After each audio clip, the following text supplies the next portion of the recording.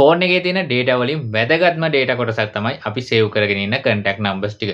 ඉතින් ඔයා තාමත් ඔයාගේ contact numbers ටික save කරගෙන ඉන්නේ ඔයාගේ ෆෝන් එකේ memory එකට. එහෙම නැත්නම් SIM එකේ memory එකට නම් ඔයාගේ ෆෝන් එක බැරි වෙලා හරි නැති වුණොත් එහෙම නැත්නම් ෆෝන් එකේ data reset එකක් වුණොත් මෙන්න මේ contact numbers ටිකත් ඔයාලට නැතිවීමේ වැඩි ඉඩකඩක් තියෙනවා.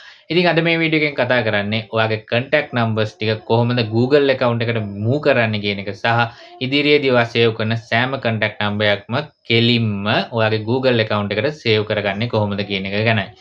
ඉතින් ඔයා තාමත් මගේ channel එක subscribe කරලා නැත්නම් දැම්ම subscribe කරන්න මේ ගැන යාළුවන්ටත් වැදගත් වෙයි කියලා හිතනවා නම් අනිවාර්යයෙන්ම මේ වීඩියෝ එක share කරන්න.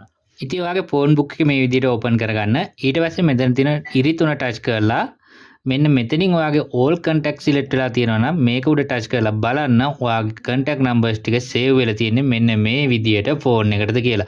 ඉතින් එහෙම save වෙලා තියෙනවා නම් ඔයා මෙතනින් back වෙලා මෙන්න මේ manage contact කියන option එක උඩ touch කරන්න.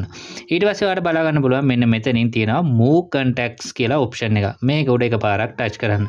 ඊට පස්සේ ඔයාලට මෙතනින් තෝරගන්න ඔයාගේ phone එකේ තියෙන contact numbers ටික.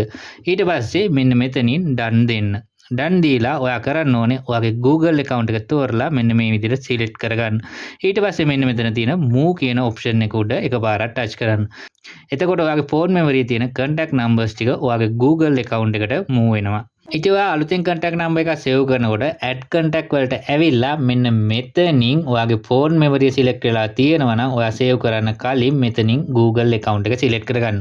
ඊට පස්සේ ඔයාගේ number එක මේ විදිහට save කරන්න. එතකොට ඔයාගේ contact number එක ඉදිරියට save වෙන්නේ ඔයාගේ Gmail account එකට.